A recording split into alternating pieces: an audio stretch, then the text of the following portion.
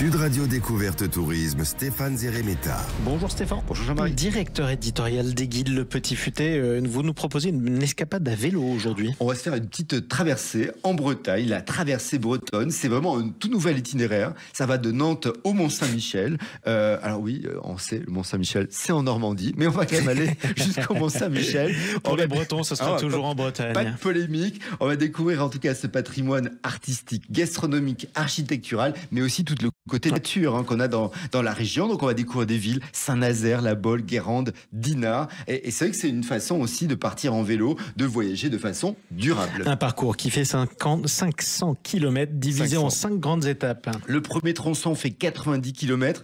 On suit l'estuaire de la Loire qui relie Nantes au port de Saint-Nazaire. Bon, en plus du paysage qui est absolument étonnant, il y a plein d'œuvres d'art contemporain.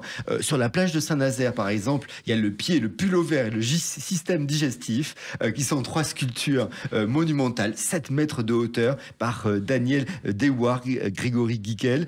Et en fait, ce sont des fragments de corps sculptés dans des blocs de béton. On est là au milieu de sable, de rochers, et ça représente un peu la civilisation moderne colonisée par les éléments. C'est assez poétique. Bon, c'est de l'art moderne. Et la deuxième étape qui s'étend le long de la côte atlantique entre Saint-Nazaire et Pénestin.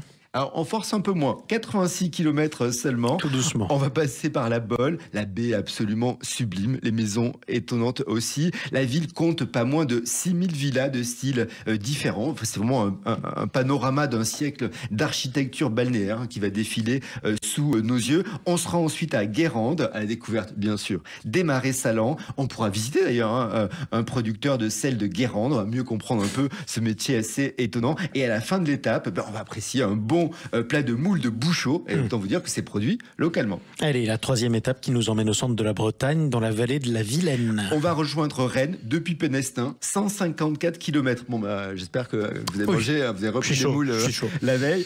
On est au cœur du poumon vert de la région. Sur la route, on va s'arrêter au belvédère de la carrière à Frégaillac. Là, c'est une ancienne carrière de pierre, en fait, qui date du 19e siècle. Et aujourd'hui, il y a un belvédère en bois de châtaignier à 12 mètres de hauteur. C'est une œuvre de l'artiste Nicolas Poliski. Et depuis ce belvédère, en fait, on a une vue à 360 degrés sur les environs. C'est assez étonnant. Et puis, ce qui est assez sympa aussi pendant le parcours, c'est de faire une balade en kayak depuis le pont Réan. Et on va découvrir comme ça la vallée de la Vilaine. Vous n'avez pas peur d'avoir froid quand même? Non, non, là, ça y est, c'est le mois de juin. Mais oui, elle est bonne. Bon. Les Landes de Boël également. Elle est très bonne. C'est ce qu'ils disent tous dans le coin, effectivement. La quatrième étape, c'est un parcours historique. Allez, avant de partir de Rennes, je vous propose d'aller au Grand 8. Et ça, le Grand 8, c'est un grand espace culturel qui a été installé dans des anciens ateliers de la SNCF de la ville. Il y a des manèges centenaires. C'est vraiment très, très sympa. Ensuite, on va prendre la route jusqu'à Dinard, 106 km. On va pédaler sur les chemins de halage en sentier boisé. Sur le chemin, on a notamment 11 écluses, des Bazouges, et puis à Dinan aussi. On va arriver à Dinan, qui est une ville médiévale qui est absolument un véritable bijou. Absolument. Puis nous voilà dans la dernière étape de la Côte d'Émeraude.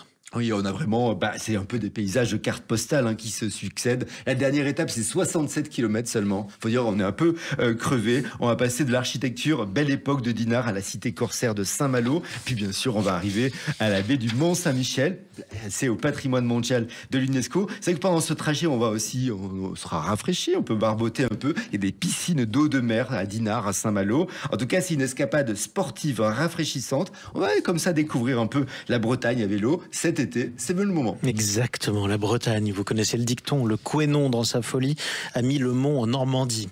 Voilà ce que disent les Bretons. Merci à vous Stéphane, on vous retrouve demain. Oui, nous partons en Espagne, ce sera à Alicante.